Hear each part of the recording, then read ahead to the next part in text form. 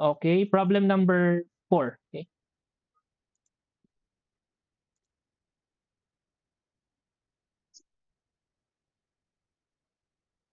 A W18 by 50 beam is simply supported on 250 millimeter thick concrete walls at both ends as shown. Using the LRFD method, design a beam bearing plate at the concrete wall supports, assuming the following. Beam span L is equal to 6 meters center to center of support. Use A36 steel for beam and bearing plate. Service dead load is 22 kilonewton per meter. Service live load is 30 kilonewton per meter. FC prime is 28 megapascals. Okay, so I think yun na yun, no? Okay.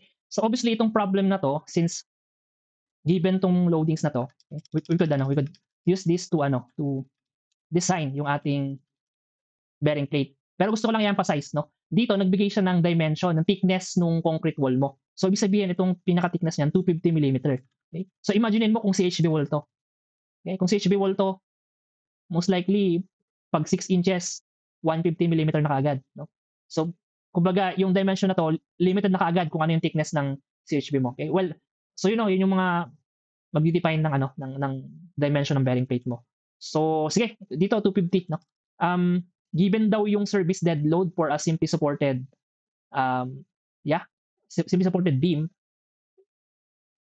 and then magkakaroon tayo ng value ng R sub u based doon sa mga loadings na yun. So solve natin itong last problem natin for this chapter. Okay? So mabilis lang to, no? Mabilis natin.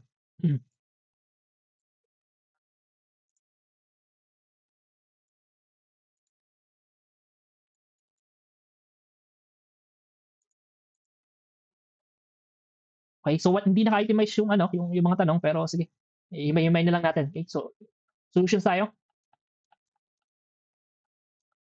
Okay, so design type of problem to, no? So number 1, okay, kailangan i-define muna natin yung N kasi yun yung basis natin ng kung okay tayo sa beam web crippling and yielding, then mag-proceed tayo checking ng bearing on concrete, then we could design yung thickness ng plate. So yun yung chronological order kapag magde-design ka. Okay? Sige. Well, again, no, yung dimension, yung value ng N, limited siya kung ano yung thickness ng ating wall, no? So kunin muna natin, sige, bago yan, kunin muna natin yung R sub u. Okay? So simply supported beam ka daw, length mo is 6 meters.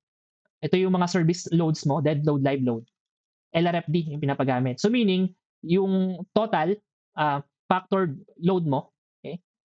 So therefore, yung total factored load mo dun sa beam, sabihin natin W, no? Okay? Is based dun sa governing load combo for LRFD, 1.2 dead load, okay, plus 1.6 live load. Okay, so plugging in yung mga values, we would have 1.2 times yung service loads natin, 22 and 30. Okay, so pakibigay na lang to. So we could finish pass, no, itong ating last problem. So ilan to? 74.4. 74.4 kilonewton per meter. Okay, na WU. Now, I think everyone would agree kung meron kang UDL load tapos simply supported, yung reaction mo is as simple as no? As simple as by common sense, no? Yung R sub u mo, yung reaction mo at any support, symmetrical yon, and that is WU L divide 2. Okay? Okay? As simple as that. So we would have 74.4 times yung length ng ating beam, 6 meters, if I'm not mistaken. So verify natin to. Yeah, 6 meters, no? Center to center. You would have the R sub u, which is equivalent to, so ilan to? 223.3. 223.3. Okay, kilonewton. 2 po. Sorry, 0.2. 223.2. Tama? Yes, sir. Okay. Kilonewton. Now, meron na tayong R sub u. Okay? Kung mag-check tayo ngayon, sige, unahin muna natin yung web yielding. Okay? Kung mag-check tayo ng web yielding, balik tayo dun sa PowerPoint. Okay? Balik tayo sa mga formulas para hindi yan eh. Okay? Kung babalik tayo sa web yielding, ang first step lagi is check tong range na to. Okay? Asan ba tayo magpo-pull dyan para magamit natin yung formula? Well, check natin yung geometry. Ano ba yung range natin? X is greater than, di ba? Or X is less than or equal D. Okay? Kasi magbe-base pa rin 'yon, no? Magbe-base 'yon dun sa geometry ng ating sa system, no? So, kumbaga halimbawa dito, no, ang distance na to is 250, no, yung pinaka width ng ating wall. Okay? So, ibig sabihin, no, from this 250, kung i-assume natin, no, ang kalahati nung wall thickness is 250 divided 2 is 125 millimeter. Okay? So kung assuming na yung 250 na yon, okay, let me order yung aking thoughts like so. Okay. So we could say kasi na ano by observation, based dun sa given thickness ng wall. Okay? By observation yung distance x natin, okay? So ano yung definition ng x natin? Yung from member end. Okay? So iano ko lang, emphasize ko lang yung definition ng x natin from member end or girder end to the application ng load. Okay? Yun. Ito yung x distance. Now, yung x natin, kung i-relate natin siya dun sa ano ba yung half nung wall thickness? Ano ba yung kalahati nito? Okay? Yun nga yung nabanggit ko. Okay? Yung kalahati ng wall thickness. Okay?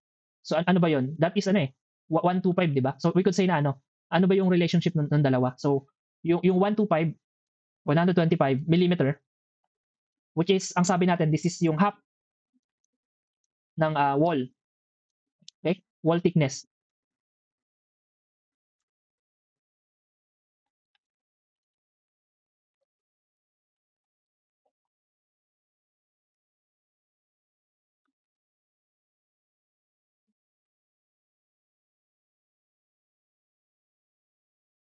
And we would relay this one on the equation. No? Ano ba yung range natin? Well, yung ang rule kasi is yung x, i-compare mo siya with with the distance d, no, yung depth nung depth nung tawag dito, section mo. Okay? Ano ba yung depth ng section natin? 457.2. Okay? So kung yung depth natin, okay, just to lang, no? Kung yung depth natin is ilan yun? 457.2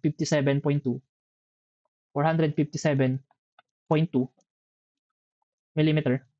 Okay? Tapos ang rule niya is x is greater than d, no? Kapag x is greater than d, interior ka. So ibig sabihin along the member nung beam. Kapag kabaliktaran, x is less than or equal d as per the code, no? Ito 'yon, okay? At support ka, no? At support ka. Kasi yung gusto natin malaman no? At support. Okay? The question is, saan ba tayo? Saan ba tayo magpo-fall? Okay? Well, sige, kung mapapansin mo kasi, no, ang worst case scenario is yung x mo nandun nakatapat sa ang worst case scenario, yung end mo, yung length ng base plate mo, isasagad mo dun sa 250 millimeter. No, yun ang worst case scenario. Sabihin, you take advantage yung pull. You're on a full concrete support. Okay? Now, if yun yung scenario, lumalabas na yung pinaka-edge ng girder mo to the point of application ng R sub U, kalahati ng wall thickness. Yun yung sagad, kumbaga. So parang lumalabas na kung yung x mo is equal to 125 millimeter, half ng wall thickness, yan yung worst case scenario as I mentioned. Okay? And then i-compare mo siya no dito sa value nung actual depth nung girder mo. Okay? So say for example, x is equal to 125.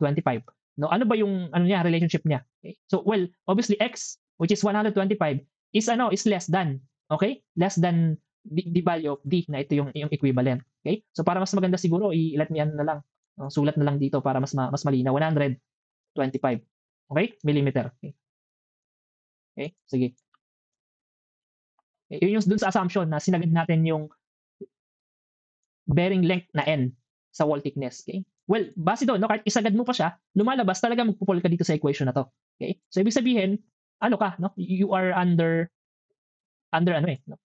Under this argument. Under this argument, no? So therefore, ang conclusion natin, case 2. Okay? At support.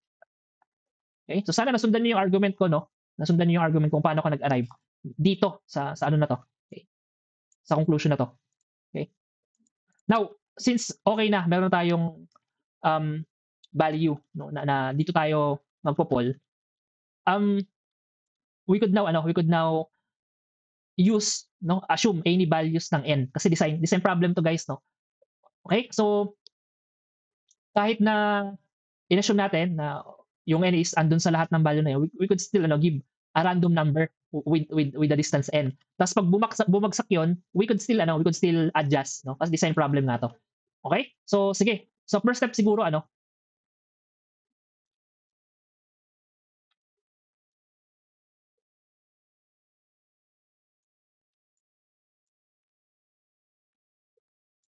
okay, let's assume na okay, try na lang. Try n is equal to 150 millimeter. Okay? So bakit ako nag-arrive dito? Ito kasi yung practical initial value. Okay? So based on practice, no? 150. Okay? Pag bumabagsak to, edi i-adjust mo na lang, mataasan mo na lang. Okay? Okay? Practical value ng beam bearing plate in actual practice. Okay? Design problem to, guys, no? Sige. Okay? So sige, meron tayong value ng n. We could now check yung ating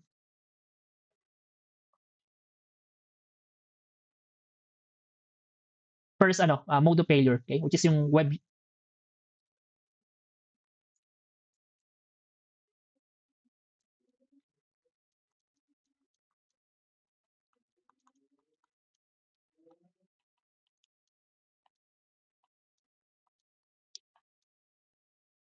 Okay? Sige, check muna natin to. R sub n is equal to, okay, AS ba tayo? LRFD. Okay? So sige. Ang equation natin, since lumalabas na at support tayo, so we would have 2.5 k plus n times thickness of web f sub y. Okay? R sub u is equal to P R sub n. And then meron tayong actual design strength, no, ng ating against web yielding. So R sub u is, I think this one is 1.0. Okay? R sub n, okay, plug in na natin yung mga values, 2.5. Okay? Sige, let me 2.5. Okay? Yung value ng K or K design, okay, based on sa given. K design is 24.7. Okay? 24.7. Okay? Plus yung N. Okay? Yun yung trial value natin, 150. Okay? Okay, 150. Times thickness of web, 9 mm, F sub y, 836.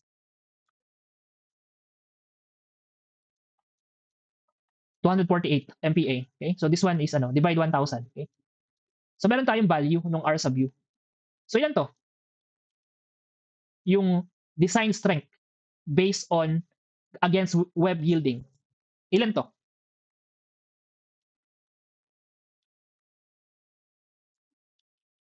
Pa-calculate nga para matapos tayo kaagad. Okay? 472.6. 472.63. Okay? Kilonewton. Well, you could design strength to, no? You could calculate yung DCR or yung pinakamabilis na paraan, i-compare mo based dun sa demand, yung due to load. Okay? Well, yung actual capacity, which is ito, is greater than yung due to load. Okay? Or you could calculate yung DCR, it's up to you. Okay? So we could say na okay na tayo, passing naman yung natin against web building. Okay? Yun lang. Okay? So okay yung design natin na 150 mm. Check natin ngayon yung next mode of failure, which is yung web crippling. Okay? Pag pumasa pa siya dito, we could now proceed. Dun sa bearing strength. Okay? We could now use itong N na to. Okay? Dun sa dalawa pang mode of failure. Parang ganun yung logic. Okay? Sige. So on this one, we need to define yung mga ratio natin. Pero alam naman natin, no? Pagdating sa web local crippling, andito na tayo sa support. So ibig sabihin, kailangan na lang natin i-define yung N over D in relation to 0.2. Okay? N over D in relation to 0.2. Ano ba yung relationship ng dalawa? N is 150. Yung depth ng ating section is 457.2. 457.2. Okay, 0.2. So, okay nga, pakikuha nyo nga itong ratio na to. Ilan to?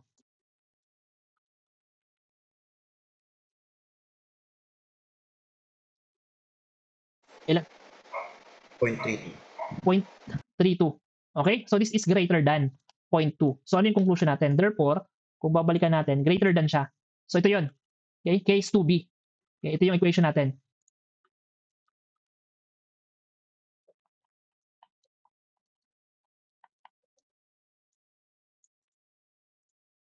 Okay? And the formula for R sub n, yung nominal strength natin, is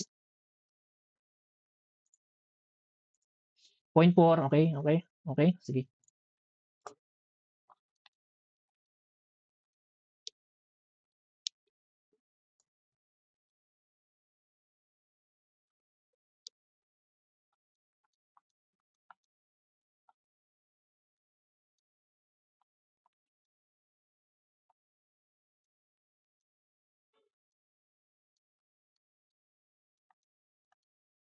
I'm not sure kung binibigay sa board exam. Parang oo ata.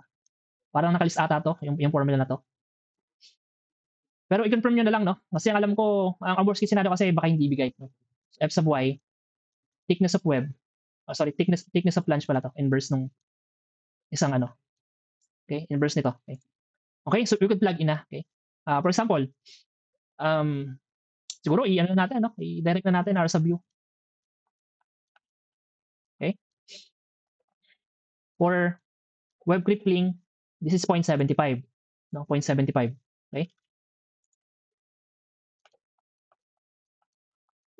times 0.4 times thickness of web.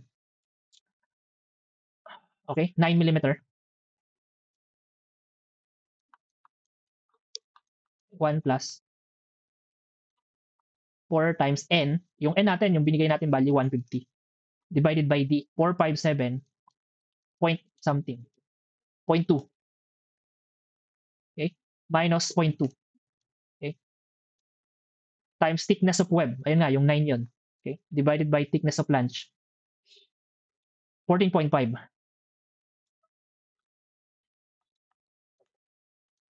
Okay? Raised to 1.5. Okay?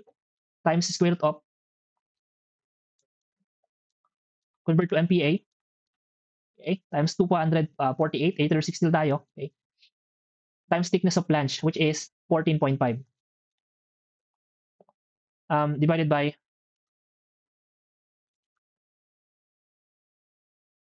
thickness of web na 9 millimeter. Okay? Ang alam ko may conversion tayo dito eh. No? And that is ano, divide 1,000. Okay? Divide 1,000 to. Okay? So sige, mayroon tayong R sub u. So ilan to? Okay, ilan to? Ito 0.2 0.4.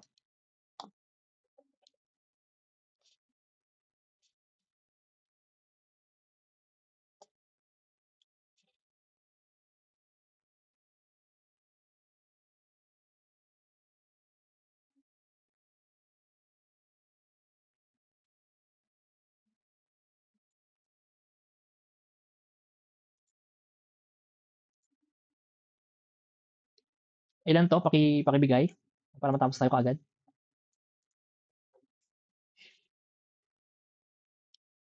$335.38. Sige, 335 point 38. 335.3815. Kasi comparison lang naman to. I think okay na yan, kilonewton. Okay, compare natin to with ano, yung due to load. Ito yung due to load. 223.2 kilonewton. So greater than pa din. Okay? So ibig sabihin pasado pa rin tayo sa web crippling. Considering yung load na meron tayo sa girder. No, or so ibig sabihin kung okay na yung 150, we could now proceed dun sa next checking pa. Okay? So for example, dun sa ano, concrete bearing. Okay? So check natin, no? Okay. Check natin yung concrete bearing natin.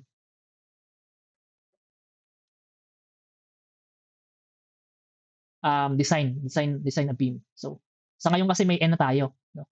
So para makapag-proceed tayo dun sa B, i-design natin or i-define pala natin si B. Okay? So ayun, sige. Define natin si ano, si B.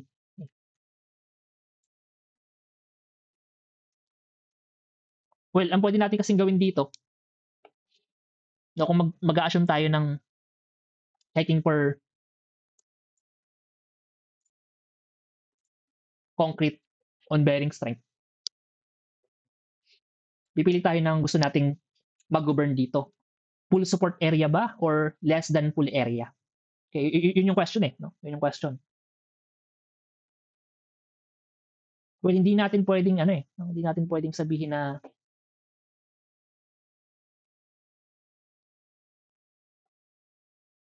on full support area, no? Bakit? Kasi hindi pwedeng i-assume na full support area kasi 150 millimeter lang yung N na ginamit natin. Kung sinagad sana natin as 250, pwede to, no? Pwede tong argument na to. Ang ginawa kasi natin, umula tayo ng initial value for N. So lumalabas na less than the full area nung kung concrete support dapat yung pipiliin natin na equation. Okay? And nabanggit ko na sa inyo nakaraan, most likely hindi naman to mag-govern kasi lumalabas na masyadong malaki na yung dispersion area. Eh, wall lang to. So, ibig sabihin, dito ka lang talaga sa range na to mag-govern. No? Well, you could check naman, pero most likely, ito nga talaga. Okay? Okay? So, ibig sabihin, like, we could use this one. No? We could use this one. But the question is, kung gagamitin natin yan, supposedly, yung area 2, meron kang distance E. No? Meron kang distance E. Yan, ito yung formula ng area 2, di ba? Meron kang E na dapat i-define mo. I-ano mo yan. I-define mo. Okay? So parang pag ginamit natin yon, dalawa na yung unknown. Okay? Wala ka ng B, tas wala ka pang E. Okay? Kung babalikan natin yung problem, okay? Babalikan natin yung problem. May sinabi ba dun sa E? Yung distance na E? Wala din, no? Walang sinabi sa E.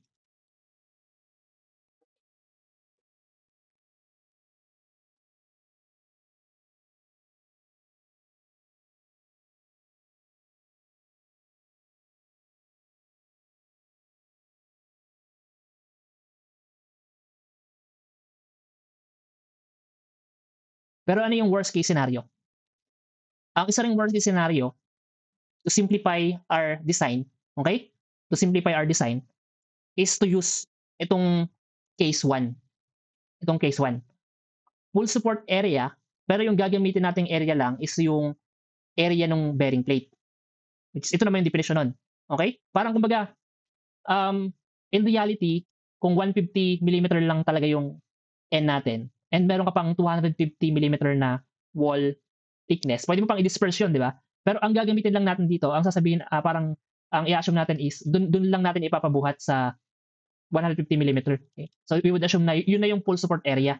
Okay? So we could still use this one, okay? To eliminate yung problem natin dito na dalawa yung unknown. Okay? So sige, so I think we could use this one, that one, no? So sige,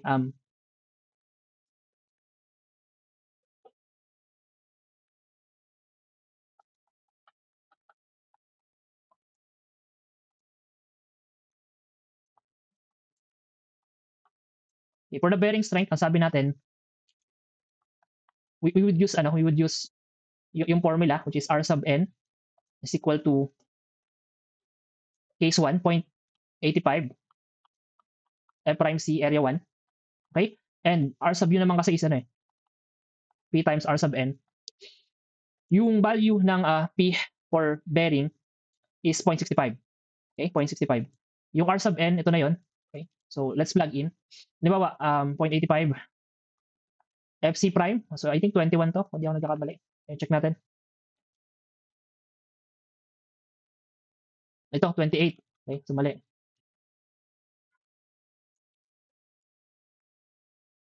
28 times area 1, no? Well, yung area 1, B times N to, di ba? Meron tayong N, which is 150. Yung unknown, yung B. Okay? And then, I think, we need to divide this by 1,000. Now, ang gagawin natin, no, obviously, gagamitin natin yung actual load.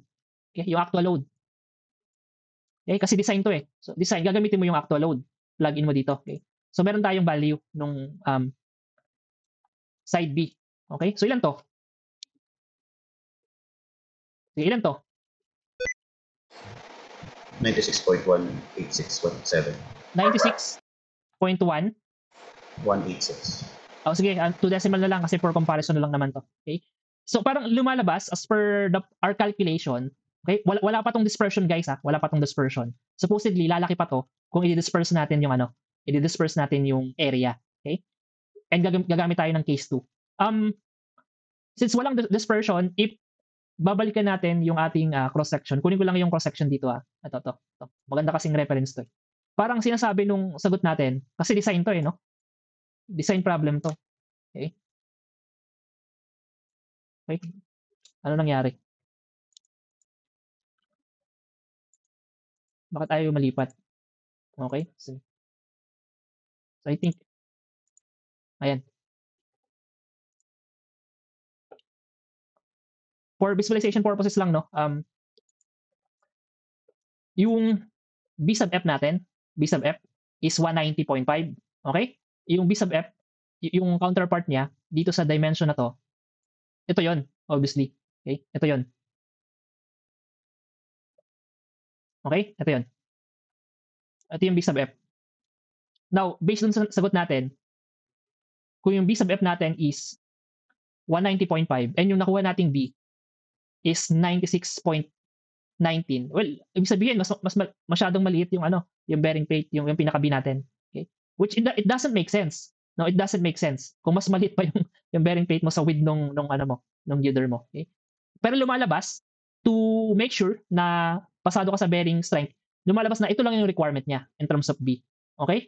In terms of B. Pero again, this kasi, no? This is this is less than, pakita lang natin, B sub F, which is equal to 190.5. Okay? So, obviously, ang mag-govern dapat yung B sub F. Di ba? Dapat mas malaki sa B sub F yung yung dimension ng bearing plate natin. Okay? So, we need to decide. No? So, we could say na try B is equal to, wag mo nang habulin tong 190.5 ng B sub F, no? Medyo lakihan mo naman. Okay? Lakihan mo naman. So, we could say na try B is equal to 200 millimeter. Okay? Para may pasobra. Okay? Okay? May pasobra tayo dun sa B sub F. Okay? Let me repeat, ito yung dinesign mo, ito lang yung requirement as per concrete bearing strength. Lalaki pa to kapag ginamit mo yung case 2 na formula. Okay? Pero, sorry, liliit pa to kapag ginamit mo yung case 2. Kasi di ba sabi natin, pag ginamit mo yung case 1, yun lagi yung critical eh. Yun lagi yung critical. Okay? Sige, yun na lang yung explanation natin dito. Okay, sige. So, we could say na okay na tayo sa dimension. Meron na tayong 150 by 200 na trial bearing plate, no? Okay? So, meron tayong trial bearing. We could now proceed dun sa last check, no? Which is the beam bend, plate bending, no? So, check plate bending to design yung thickness ng ating bearing plate.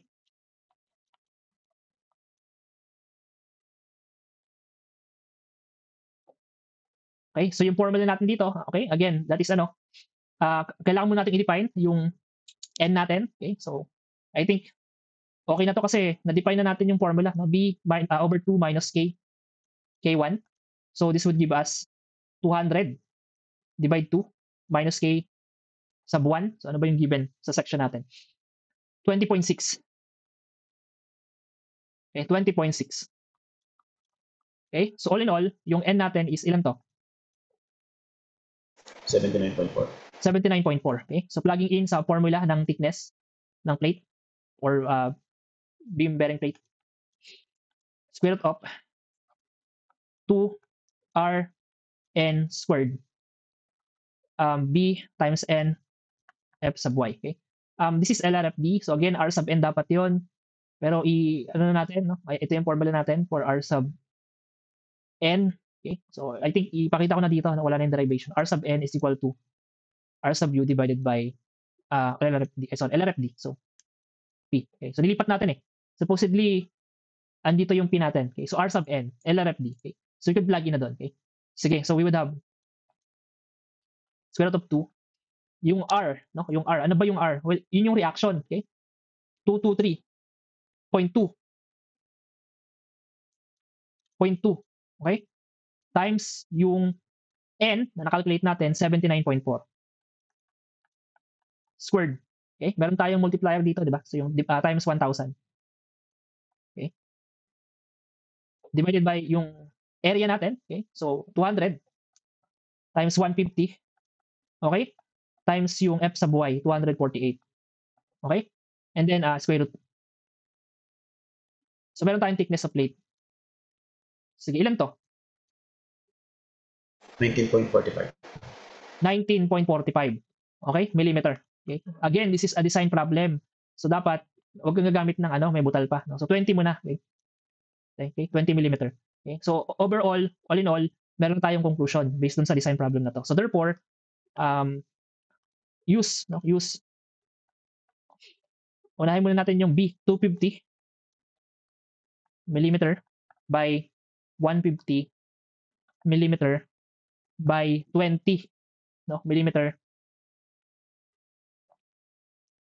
thick na A36 steel. Okay? Okay? So yan na yan. Okay? Ito na yung final ano natin. Solution natin. Okay? For this design type of problem. Okay? So yun yung magiging ano, no? Chronological order or step-by-step procedure na lang. Okay? For design of bearing plate. Okay, let me repeat. Mag-guess ka ng value ng N. I-plug in mo yan, check mo yan sa against web building and web crippling. Kung okay, mag-proceed ka na sa checking ng bearing strength. So dito, ang worst case scenario, i-assume mo na ang mag-govern yung case 1 kasi yung case 1 yung magbibigay ng malaking value ng B in comparison with case 2.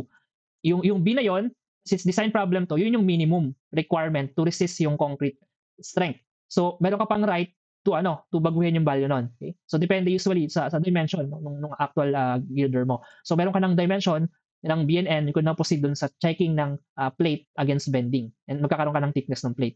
Okay? So all in all, you have the final bearing plate dimension. Okay? Any question or clarification before we end yung chapter na to?